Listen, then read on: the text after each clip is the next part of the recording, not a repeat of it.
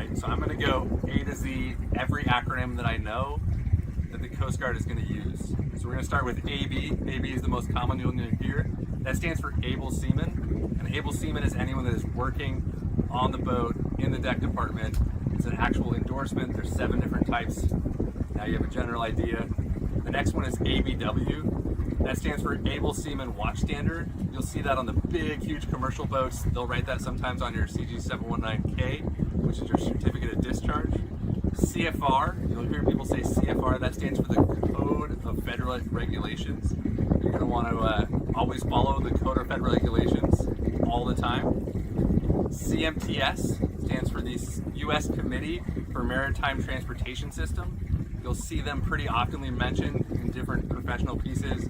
They have to do with Congress, the rulemaking authority, MARAD, which we'll get to in a little while. A COE is a Center of Excellence.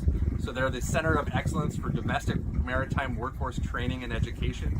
They're what MARAD, which is the Maritime Administration, has decided are the best schools in the country that have been following the right pieces. The plural for that is the COES, or COEs.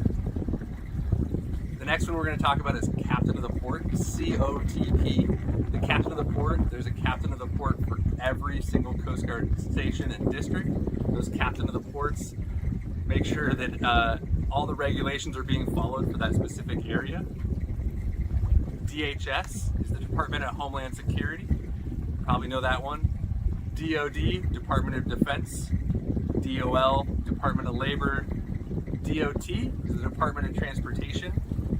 GRT is where we start getting to the good stuff again, right? Gross registered tonnage. That is a made-up number that is how much water your boat displaces that we use in the United States.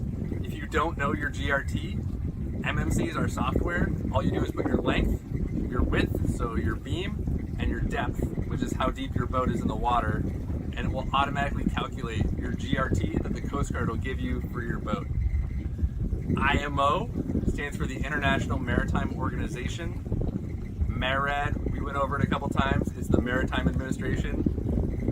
MMC is the Merchant Mariner Credential. This is what you're looking for.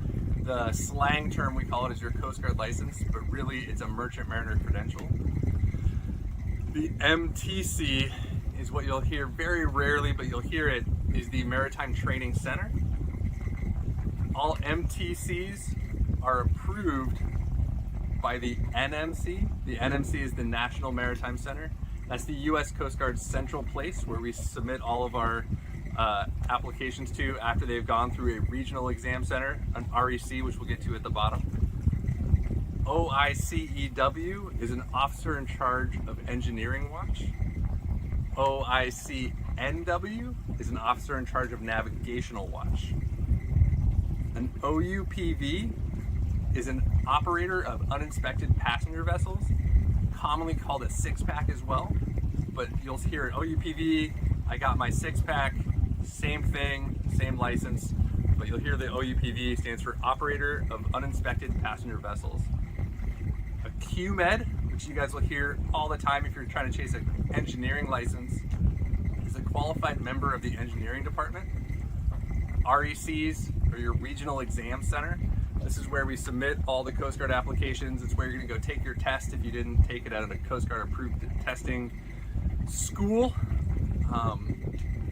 The RFPEW is the ratings forming part of an engineering watch, which is what the engineers do, which is equivalent and tied into the QMed. The RFPNW is a rating forming part of a navigational watch. This is for the deck department. It's an STCW endorsement, which then gets tied in with your able-bodied seaman license.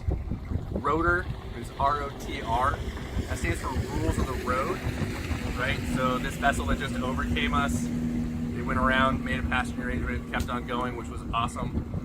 The STCW stands for Standards of Training, Certification, and Watchkeeping for Seafarers. TWIC stands for Transportation Worker Identification Credential. Everyone needs to have a TWIC when they get their first Coast Guard license. After you've had your first Coast Guard license, you don't need a TWIC anymore. You only need it if you need it for work. So most OUPV 25, 50, 100-ton people don't get a TWIC. Instead, they create a TWIC renewal memo, which you can do inside of MMCs super easily. TSA stands for the Transportation Security Administration. They issue your TWIC. The USC, you'll hear referenced, is the US Code. USCG is the United States Coast Guard. That's who issues all of our licenses.